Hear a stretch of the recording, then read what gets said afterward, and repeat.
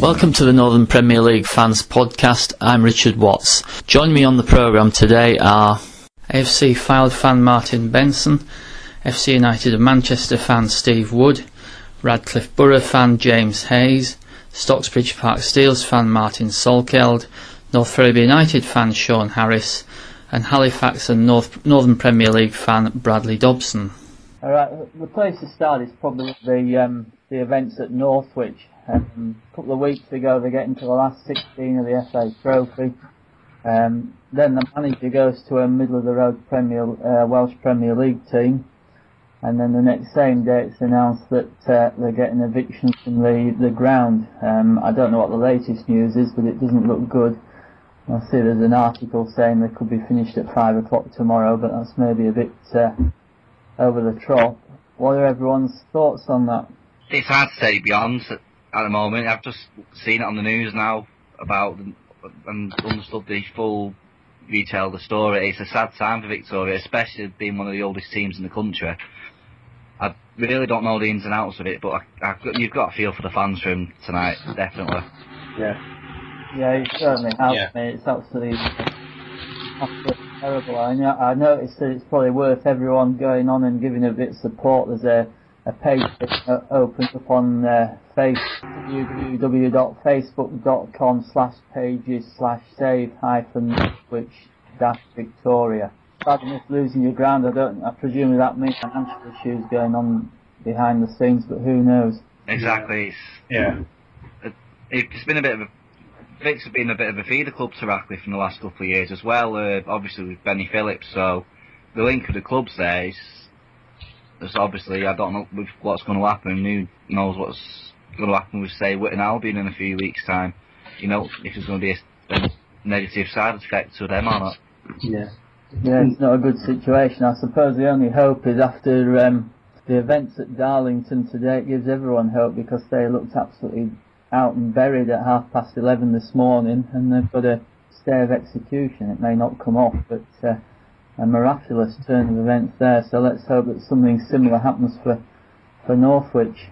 Yeah, they've still not got back to my idea of letting me play on Saturday, though. I'll have to admit that.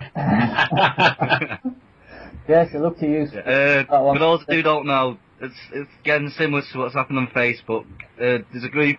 Most of the people know the group. Bradley Dobson's put a message up saying, "Can we get 16 people to play for Darlington on Saturday?" That a good bit of response. Again, it should be something with, say, Northwich Victoria that could get the ball rolling. But apparently Sky Sports have got onto the information as well, so you never know if Northwich want to give that a go. It's worth. You never know what could happen. Again, the last thing you want to see is another situation where you've got 5 or 6 teams dropping down into Step 4, Step 5, and then having to rebuild from scratch. It's not. I know we had this argument last time, but it's not the health, other than money-wise, for the other clubs, it's not really the healthiest of options. The effect it could have on the league as well if they go. Exactly. Yeah. I don't think anyone knows the 100% fact behind it. It just seems one big mess. Fans don't know. Chairman doesn't know.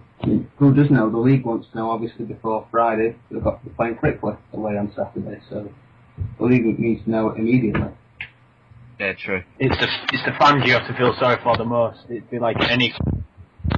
You just 1 minute you're there equally supporting, and now you don't know if you've got a club or not. So to be fair, everybody, I feel real sorry for the Victoria fans. Yeah, absolutely. I mean, the fans don't make the decisions or set the budgets or anything like that. They can only follow what's put in front of them. I don't know what the situation is. Certainly, I know at Darlington they're talking about a community club, and that seems more and more the best way to go. I think most of the clubs that fold in are sort of looking at examples of FC United and Halifax again. Yeah. That's something the entire world's been starting to look forward to now. Fan-owned clubs. It's starting. You think get to the point now of in the higher divisions. I think isn't Crawley. I think aren't they? Yeah, Crawley, Accrington. There we go. I just didn't realise there were as many, but.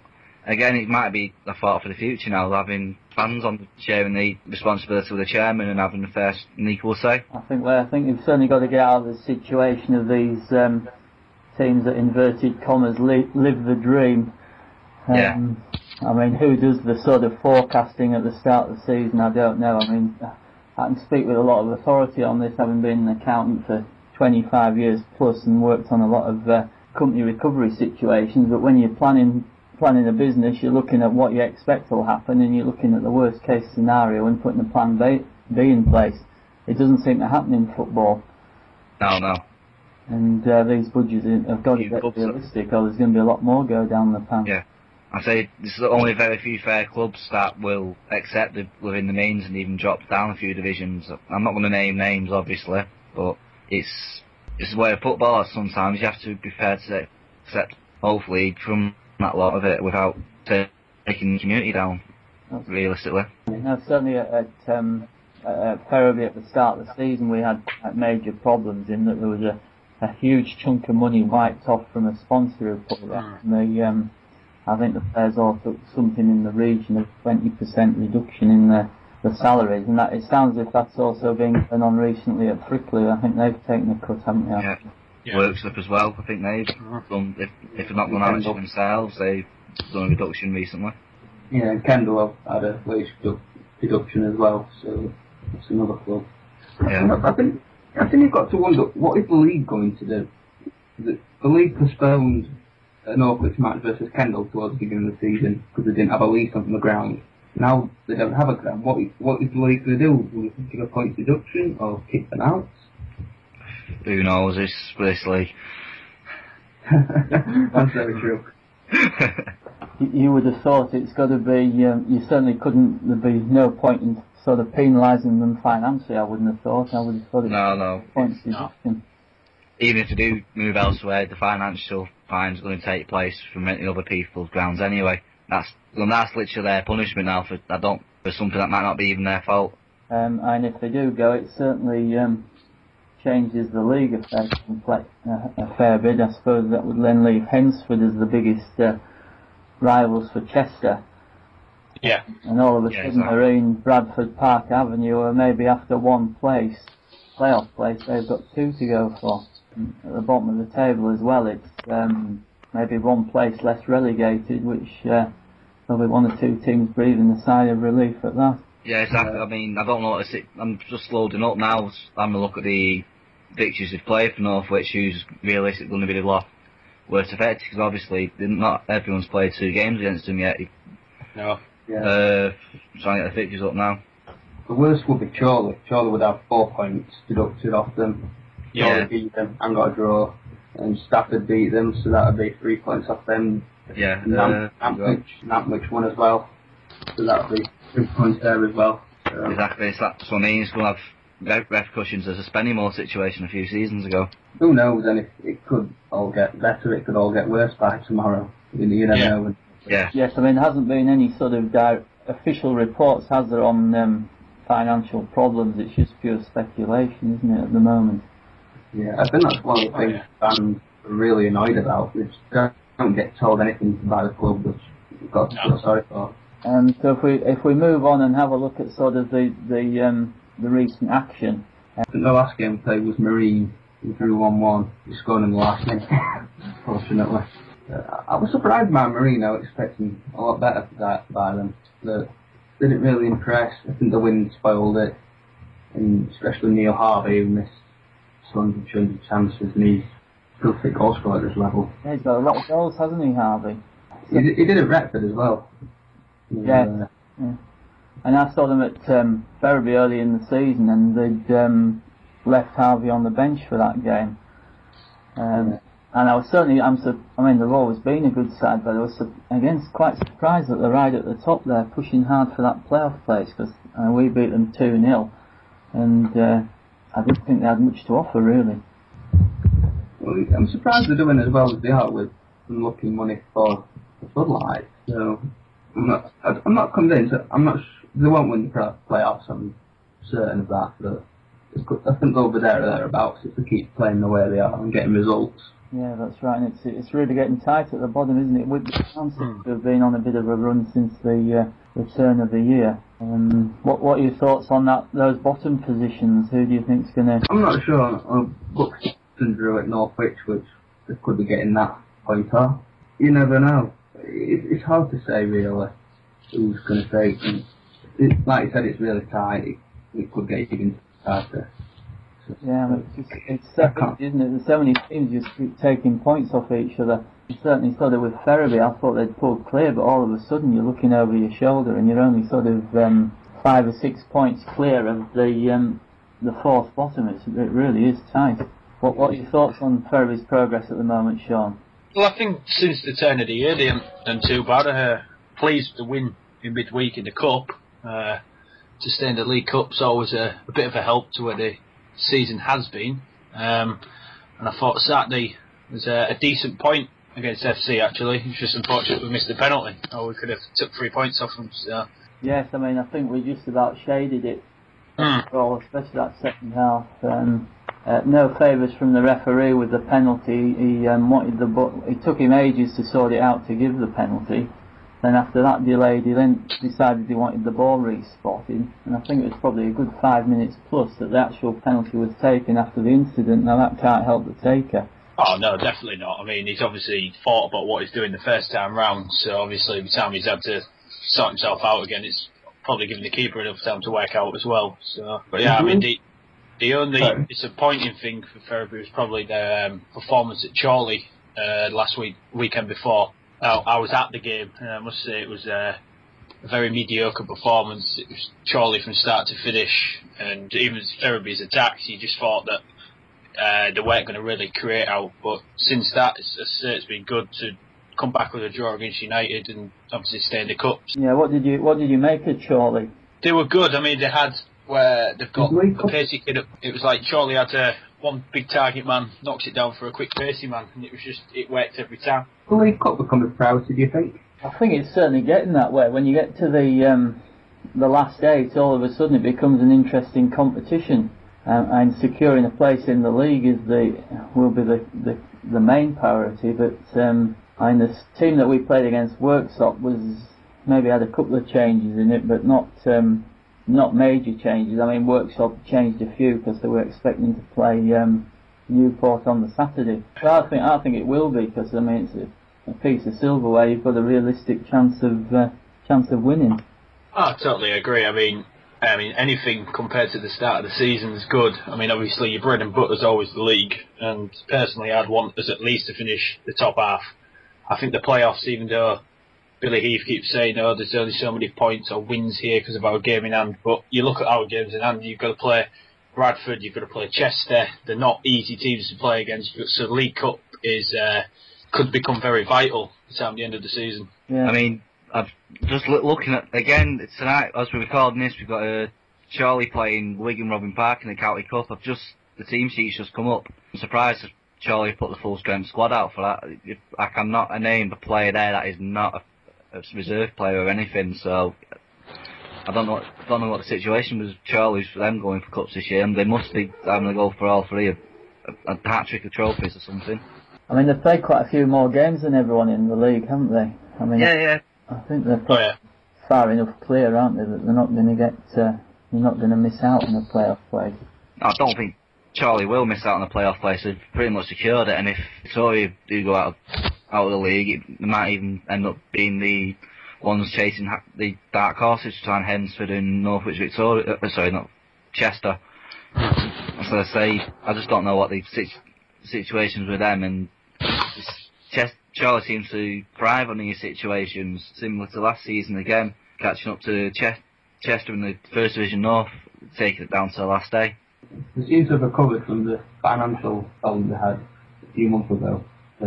Yeah, I was going to say, they had Blackburn, all the Blackburn fans down during the FA Cup game, and they had I think 2,000 gate.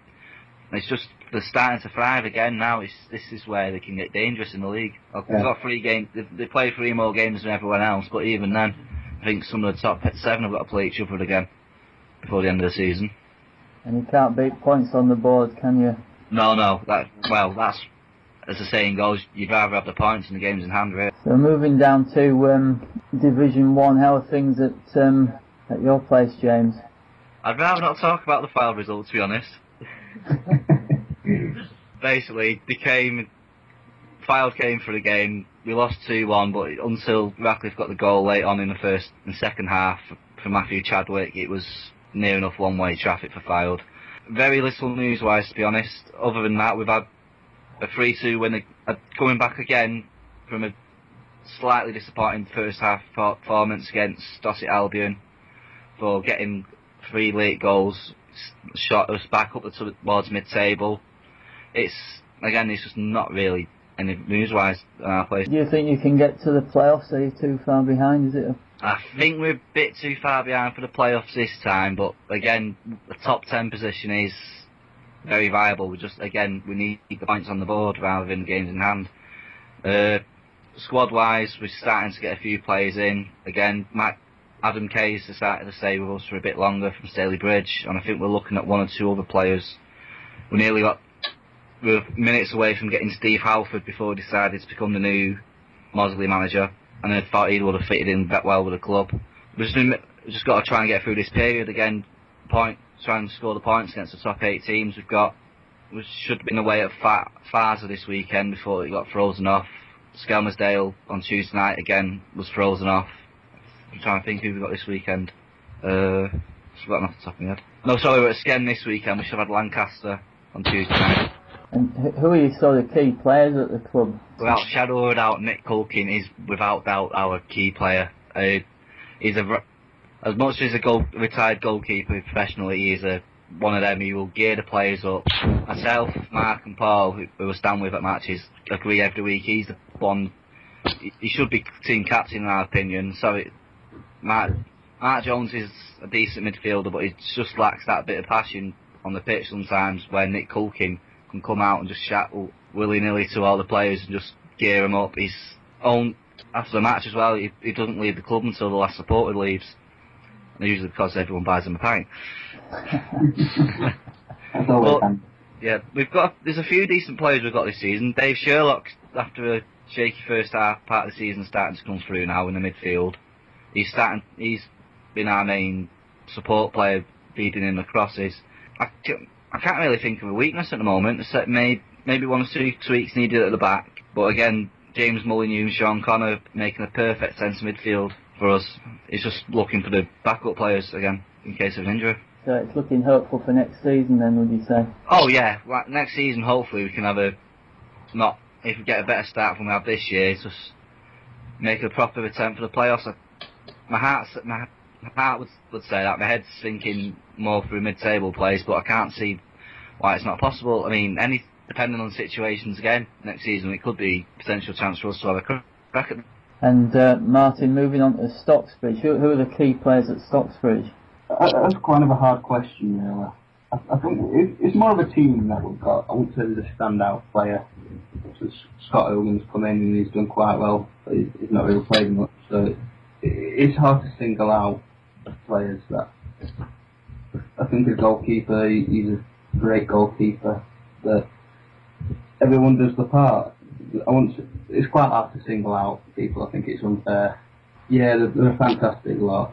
Morale in the dressing room, it's quite good. They all have a good bit of banter. So I think we'll stay up. Definitely, I think we'll definitely stay up. It might help if Norfolk should go. It might not. So I can't fully answer you. Sorry. And Shaun, who's key at Ferriby? Well, I think your underlining one at Ferriby is Gary Bradshaw, obviously. I mean, you get a player like that in your strike force who can take free kicks, move space, hit from long range. You're always guaranteed a goal or 2 from Gaz. I also think in the midfield, Paul Ardsley. I mean, the guy's played over like 300 Football League appearances with Chesterfield, etc. The way he's so composed with the ball, I think just helps. And another player that, since he's come in, well, I've known him for a while anyway, Danny Clark. He's what you call not the most technically gifted footballer, but if you ask him to run the line up and down on the left for 94 minutes, he will for the first and the 94th not stop and give all he's got. So I think at the moment they're the 3 key players for Ferriby. And it's quite a decent step up that he's made, isn't it, from Hall Road Rangers, but it doesn't seem to have been a problem to him. Oh no, he's not looked out of position, as you see. You're coming from Northern Counties to like 2-3 divisions below the Football League, and that's no that's nothing against teams in the northern counties like your Scarboroughs and your Brids locally, because they've got some good players there. But he's come in and he's not started all the time. He's come off the bench, but he's done well, Danny. I've been really impressed. But I think the way Alex Davison's come back from Guiseley, he's been absolutely terrific, and his pace is quite incredible. Yeah, I was going to say. I mean, Alex is he tries to take people on. It's good. He can also, it's the way he cuts in all the time. I think it catches you out a lot of the time. Some of the goals, especially in that game in the cup against Salford, he really ran riot that afternoon. So he's a good player, Alex. Yeah. Yeah, I think there was one or two of the FC fans felt he goes to the ground a bit easily, but I think when you're moving at that sort of speed, it doesn't take much. You just need a little touch, and it does send you flying. Oh, definitely. Well, now turning to Martin, we've heard that James doesn't particularly want to discuss the Radcliffe Fylde game, but I'm sure you do. Yeah, it was an odd game, really, in many ways. I think it was a game of two halves. We scored early doors, and it made a big difference. Andy Fowler's come over from to us, and he scored early on. 4 minutes in, and it's odd how that's worked in our favour. It settled the team down, and then Brad Barnes got one after sort of about 27, 28 minutes, I think it was. And we looked fairly good without really having played that well. And to be honest, I don't think Borough had played that well either. Came out second half, and I thought Radcliffe were all over us, to be fair, without actually doing too much. I think that was the problem. They never really made too many chances out of the play they had. Then Matt Chadwick got one with about 10 to go, and to be fair, I felt we were clinging on with the last 10 minutes, and that's a situation I haven't felt we've been in for quite a long while. We came away with a 2-1 win, and I can see why the Borough fans would be disappointed, and maybe we got away with one. But it was interesting talking to Dave Challoner afterwards, the manager. Dave never actually felt we were in trouble, other than, after Radcliffe had scored with 10 to go. And it's funny how different people see different games. I know I was talking to James while we were on, and I don't think Borough fans felt we'd been on top, particularly first half, whereas I did. And second half, they felt they maybe had edged it, whereas I thought they'd been much better. So it was one of those really odd games. Great to come away with 3 points there. Yeah, and I suppose that's what champions are made of, if you can win when you're maybe not playing at your best. And I think that was that was 3 games on the bounce to Bamber Bridge and then Lancaster over Christmas and New Year, where we hadn't necessarily been at our best. And I'd hate for this to sound like, I just didn't think we played well. I thought Radcliffe negated our strengths that day, at Stainton Park, and I thought they did a great job of that. But yeah, we won, having not playing that brilliantly. And then you follow it up with a 7-0 win. That must have been quite some game. One of those games where I thought, and I spoke to Craig Parry, the Harrogate keeper, afterwards, and I put a couple of things on Twitter and Facebook. I thought Craig Parry, the Harrogate keeper, had an absolute blinder. I really did. How the heck he ended up on a team that lost 7-0, I have no idea. He kept it under double figures. It genuinely could have been quite easily 10 or 12. He saved 4 one-on-ones and an absolute screaming save from a Joe Booth free kick with about 5 to go. Everything seemed to hit the back of the net. We did play really well. We played first time without Richie Allen after him going to Fleetwood Town the day before. And again, reading the press, a couple of days on, Dave Challoner had challenged Mike Barnes to pick his confidence back up. And he did that. And we had Paul Jarvis come back into the side after an injury early on in the season. And he's been patiently waiting his chance. So we played a genuine 4-3-3, and I thought the two wingers were just outstanding first half. The two fullbacks, Harrogate fullbacks, really, just didn't have a chance. And the three midfield players, played really well. They were interchanging well. And Brad Barnes, Joe Booth and Matty Kay deserve a lot of credit as well. And come second half, basically, I think we'd run them ragged in the first 45 and we just played some lovely football and things hit the back of the net. But I say Craig Parry had a blinder. I think there's no better sight in football than having two flying wingers attacking down both flanks. There isn't, and it's something that we've not been able to do as much with Richie being in the side, and it's going to be one of those really odd things. Richie's our top scorer, but it might be one of those odd situations where Richie coming out of the team may actually mean other players get to play their style a bit more regularly. Their confidence may actually increase out of it. And as was against Harrogate, we had 4 different scorers that day, and it could well be that I think more people may get on the score sheet. We wish Richie all the very best at Fleetwood. The lad deserves another chance at the highest level. And, but it may be a blessing in disguise for us coming down the line. It may be that more players get in there. And it takes you to the top of the league.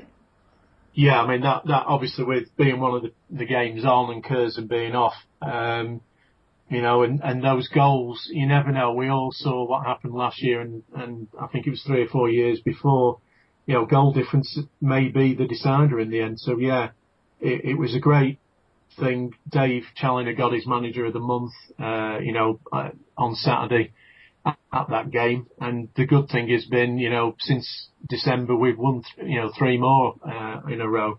So that's 7 now, 7 straight wins. And with the curse of manager of the month, that's quite something. You can normally guarantee defeat after you This was it. It was odd. I went in the dressing room before the Lancaster game, and it was very much like going in a theatre and nobody had mentioned the Scottish play. Nobody had mentioned this manager of the month. It was quite odd. These footballers, they're not superstitious at all. No. But yeah, it sets us up well. As you say, it puts us top. Curzon have got the game in hand, so it's still in their hands in many ways, but it puts us in a position now where the reality is, if we keep winning, we put pressure on everybody. And what's your overall squad like there? If you've got a spate of injuries, have you got the backup players to be able to cope with that? I don't think so. If I'm being fair, I don't think so. For all the Moneybags tag, and that may be true of 2 or 3 players in there, and the squad isn't massively deep, but what we do have is we have a very good youth system, and those youth players have been blooded. So we've 4 lads currently out on loan who have been put on small contracts, to be fair, but they are contracted players because we believe that they've got what it takes to be very good footballers. So I guess our first reaction to that would be that's where we'd go. I think it's well known now through various press reports that we made an inquiry around Danny Hattersley at Lancaster. Danny's another great young player.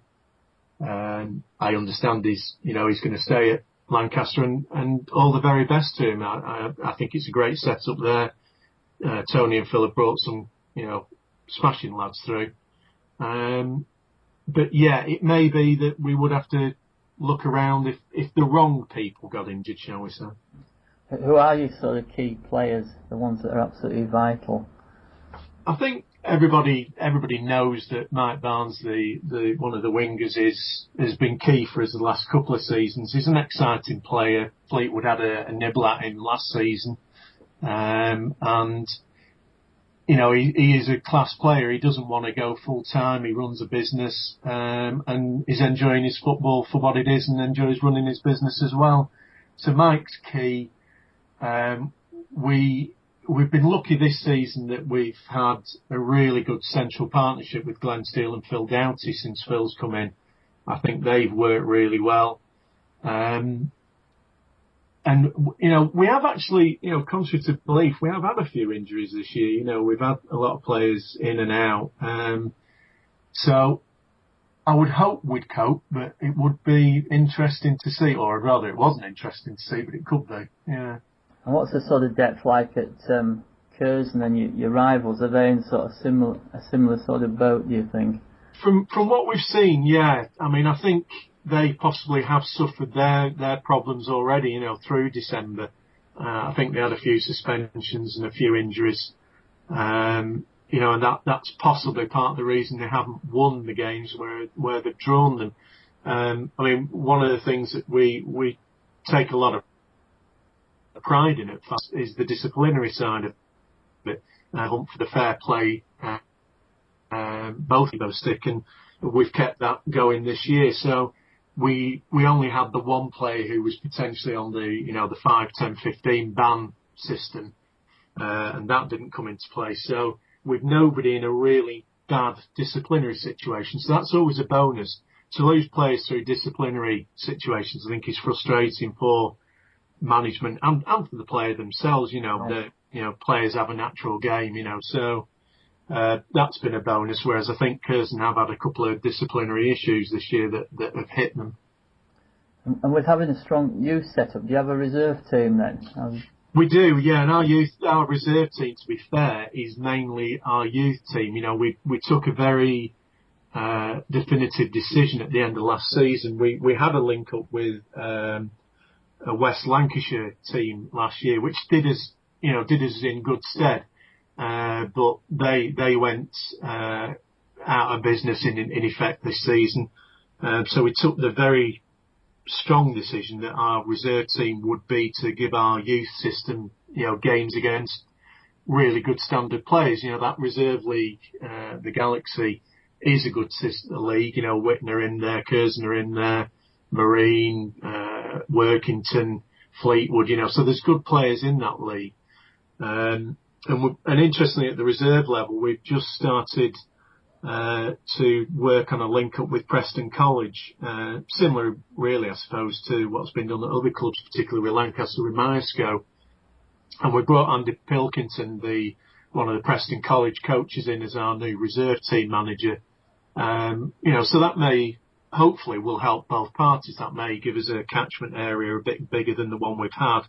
Plus it gives some of the lads who are at college, it gives them a bit more continuity, which is always a benefit. Now to Steve from FC Manchester. I spoke to Steve after the FC United game at Ferriby on Saturday. So it's finished goalless, what do you reckon? Well, I was just saying then, I was writing the match report for today's game, and I don't think I was ever going to write a goal for either side. I don't think there was a goal coming. I think it was a very tight game. I don't think the pitch helps. Tough conditions. Obviously you can't. Well, obviously you can't see this, but I can see a nice strip of frost all the way down one side of the pitch. Yeah. Which doesn't make it easy for either side. No. Well, it was a tough game. Short on chances. Missed penalty, I think, turned the game, to be honest. Yeah, we had the big chance. I thought we were starting to get on top of it. Yeah, Before the game against Sherlock, without record, I'd take a point any day. But the way it panned out in the second half, we had the chance, and I'm a bit disappointed that we didn't finish it off, really. Yeah, maybe. And conversely, I do the interviews with Margie there, and after last week's game, I said, it's always a tough game at Ferriby, and it always has been a tough game. There's always been close games there. I think the only close game we haven't had in any game was the one at Stalybridge early on this season. I think every other game's been close here. There's always been 1-0s and 2-1s here as well. Yeah. So it's not going to be any different today. I thought we played okay in the first half. I think you had the more clear-cut chances apart from the penalty. Clear-cut chances. But second half, especially that one in the first half where they could have put it in the net and down the end. Yeah, I think he should have rolled it. Wolfen should have rolled it in, and he just chose to pull it back, and it gave everybody a chance to get back and block it. But it's not easy coming here, like I just say. You've got Davidson and Bradshaw causing all sorts up front, and the good players. I wish Davidson would stay on his feet maybe a bit more than he maybe does. He'd be an even better player, but stats. Yeah. But, you know, they're both good players, and you know, happily, today, especially Bradshaw, but same with Davidson, they didn't know the back of the net. Well, they didn't get any chances for between them. They didn't. There wasn't really any clear-cut chances, was there, for Ferriby? No, not really. Not really many for us, but probably, I think there was a shot in the early-ish, I think there was a chance, and then the one right before half-time, and that was it. Probably a penalty for both teams. Yeah, that's probably right. 2 or 3 clear chances. Yeah. So I think it probably knocks any lingering hopes we had of a playoff place. I don't think there's much chance now. It probably doesn't do yours a lot of good, but you're still in it, really. Well, we're still there, I think. But I think with 3 points today, we would have got into the playoff. Certainly with Bradford being called off, I think we would have been into a playoff place. It's still very tight up there, I think. Yeah, it's like we said the other week on the podcast. It's still tight. I think I still stand by what I said that night. Outside the top 3, I think everybody's still scrapping for those other 2 places, really. That's right. 2, yeah. So. I'm just asking you about your team. In goal, you've got Spencer. Yeah. You had Ashton last year, wasn't it? What happened to him? Where did they? It was literally, I think, it was just a change of keeper, really. I mean, personally speaking, I think what it did for Sam Ashton, I think, ironically against Northwich, was Benson, it was in the other end, was he got sent off at Gig Lane for putting the elbow in somebody's face, which then he missed 3 games at the end of the season. Right. One of which, due to circumstances with other goalkeepers, we had to put a forward in goal away at Matlow, and Ben Deegan went in goal and played 90 minutes in goal. Right. And I think, and this is only my personal opinion, that's probably what did it for him. Right. Getting sent off at the end of the season stupidly. Right. Because he'd always looked a strong keeper. Absolutely. Absolutely. And he's been fantastic. He came to us at the start of our second season, and he's been absolutely fantastic ever since. But I think change is as good as the rest, as they say. And I think ideally we would have kept them both, but you can't do that. No. Because we haven't got a reserve team. No. So one of them wouldn't be playing. And Spencer's obviously a good keeper. He was shaky at the start. Still a little shaky on crosses now, every now and then. But was a shot stopper. Yeah, he looks big and strong. He is big and strong. Well, funny enough, I was speaking to Roy Sewell, who's our assistant manager last season, and towards the end of the season I did ask him if there's a player we can bring in for next season, you think it'll be, or who would you like to be? He said, I like the keeper at Northwich. Yeah. So they obviously had their eyes on him last season. Yeah. And he had a great game against us at Gig Lane, the game where Ashton got sent off. It was 1-0 to us. We got a breakaway goal, but he had a superb game that day. Yeah. I think it's probably always planned. But we're doing all right at the back now. We're doing all right at the back. I mean, your centre halves look pretty strong. Jones and Stones, they're pretty. So they're getting a good partnership going now. Yeah. Greg Stones has been here for the games so far, so they're still getting together. Yeah. The problem is we don't create. I think I mentioned the other week. We don't create a massive amount of chances, really. Yeah. Playing the way we do, with the players we've got, we play depending on which way you want to call it, it can either be a 4-5-1 or a 4-3-3, depending on who you speak to.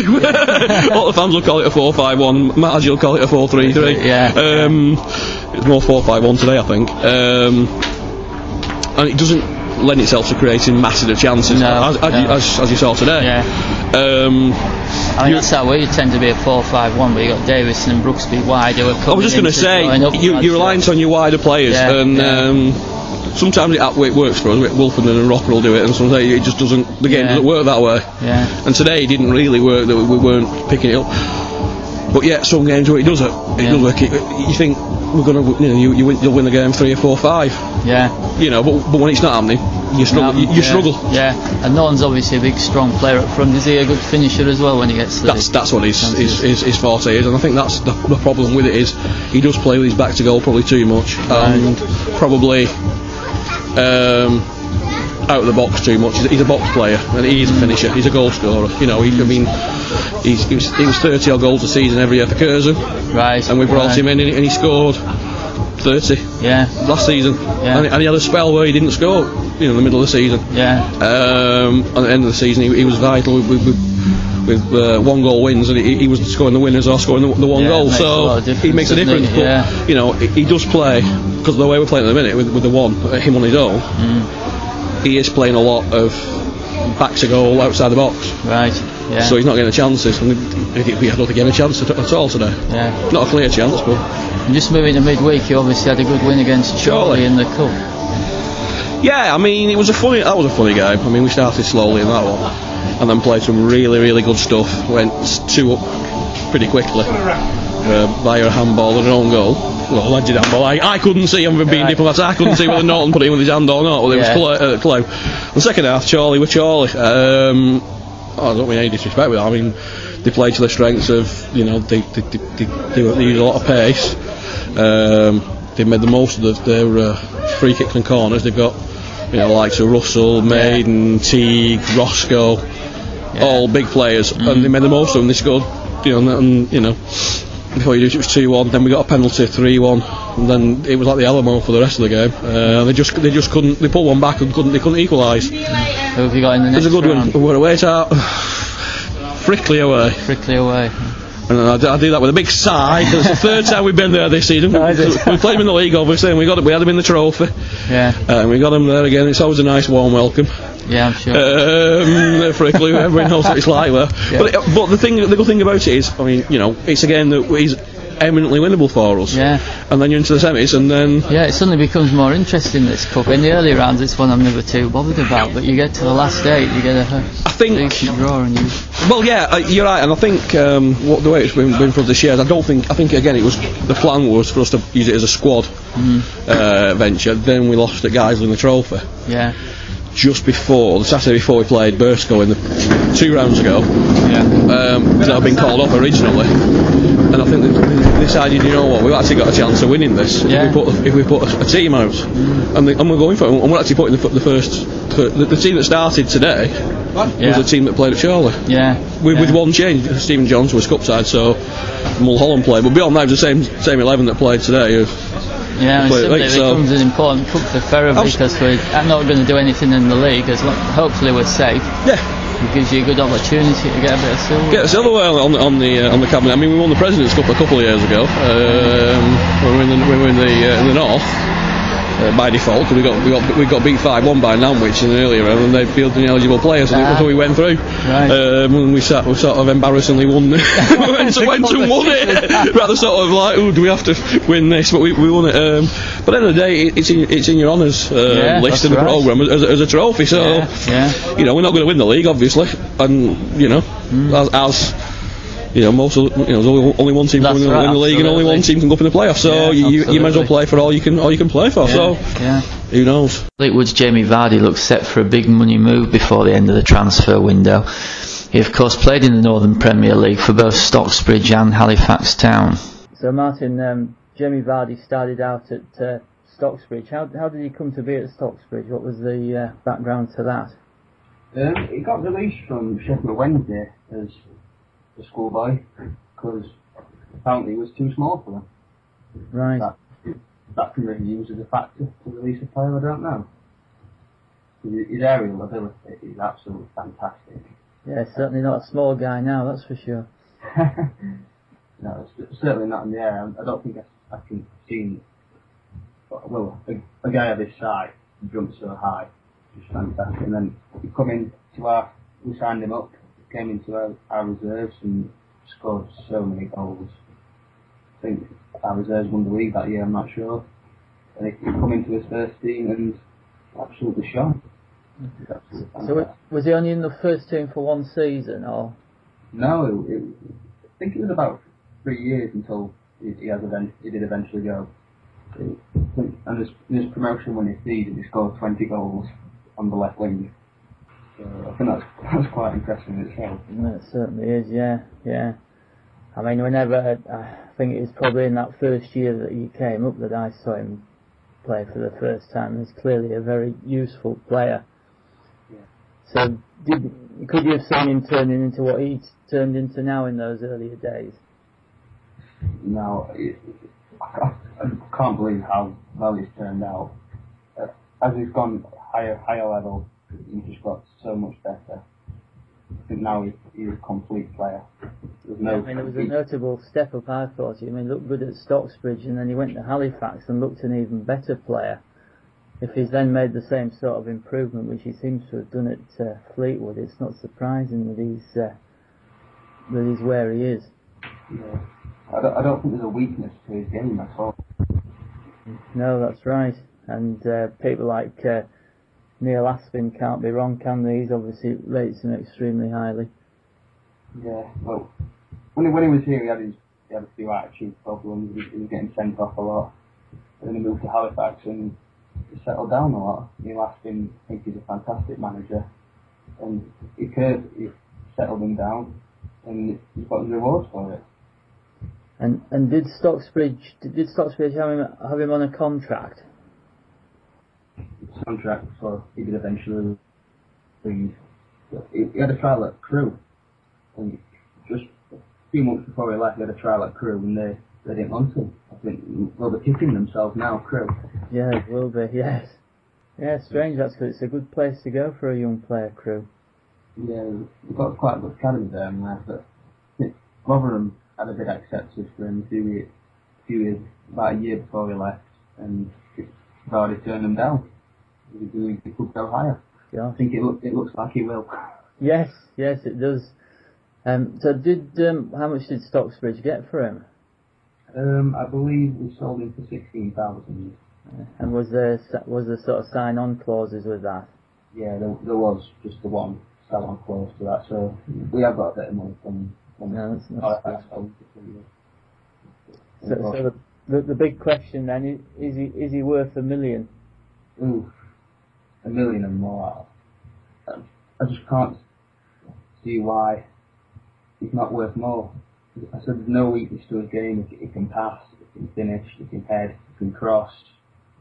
He's just a complete player. Whether he's going to the Premiership, I'm not sure. I don't think he'd maybe be good enough, but certainly at Championship or Scottish Premier League or Celtic, we were interested in him. Yeah, and obviously Ian Holloway's seems to be a big fan of his. Yeah, I believe they did that straight after their FA Cup game. That Fleetwood don't need to sell him, They're sharing as much money as it is. So, yes, that's right. I'm sure. I mean, it's reported, isn't it, that it was 750,000 the bid from Blackpool. So you presume he's hanging out for $1 million, and I would think he'll probably get it. Yeah, if they doubled that, then I think Fleetwood might be a bit silly to turn it down. Yeah, and also I think it's standing in his way as well. I mean, with all due respect, he's not going to get into the Championship with Fleetwood. No, probably not. But I think if Fleetwood get rid of him now, they want him straight on loan, so he can get promoted. Yes, that's right. He could be the difference maker to them getting promoted or not. Yeah, definitely Championship for an excellent signing. So the Stocksbridge view from Martin. Right. What do you see as being the Halifax view? What did you think of Jamie Vardy when he was first signed, and then sort of how did he develop during his time that he was there? Obviously, to start with, everyone's a bit iffy, I suppose, but as the season went on, it was just a joy to watch. Just everything he seemed to touch just turned into gold dust. I mean, I remember the best one when we were 2-0 up against Chasetown, and then they brought it back to 2-2, and then his like wonder strike in stoppage time for that. Oh God, good memories. Yeah, I mean, I remember seeing him at Ferriby, and he absolutely tore us apart that day. We had he did, yeah, I remember that day. A young lad at right back who was a decent player, but he got absolutely tortured by Jamie Vardy. He was absolutely terrific. And he certainly seemed to take a big step up when he went to Halifax. Oh, definitely. But obviously no one expected that. I mean, and obviously Aspin's got a good eye for players, but yeah, it's got to be one of his best. I mean, and they're even saying, if he does go to a league club, it's meant to break the transfer fee, isn't it, for the non-league? That's right. I mean, they're talking of £1 million, aren't they? What is he, £1 million player? Do you think? It's a big ask. It's a lot of money, £1 million for a non-league player, but it's whether he can live up to it. I think if it goes to a league club like in the Championship or League One, I think he could do well. But it's like, especially like for the likes of Fulham who were interested, I think that's a huge step up. I mean, Beckford, didn't he come from Maidstone, was it? And obviously we were a big impact at Leeds United when he was there, but he went to Everton, didn't he? And did absolutely nothing, and now he's back up at Leicester pretty much. Yeah, that's right. Yeah, I mean, Ian Holloway's obviously a big fan of his after the cup tie. And if he's impressing good judges like Aspin and Holloway, he must be pretty useful.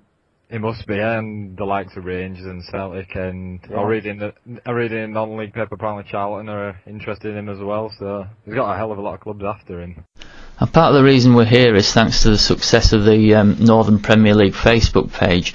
So now turning to Bradley, who set the page up. How did it all come about?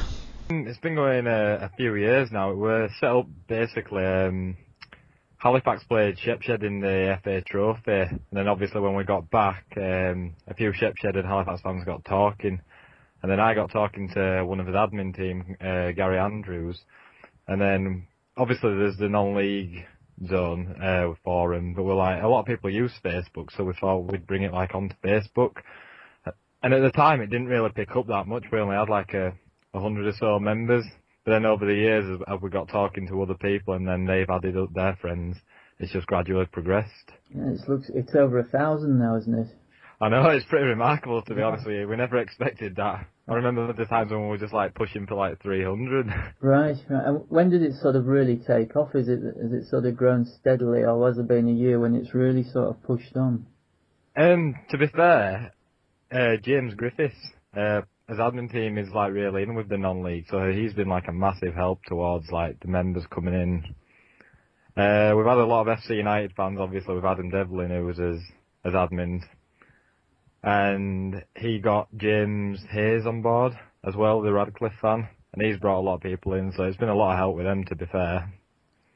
Sort of talking of the admin team, can you sort of run me through who the admin people are?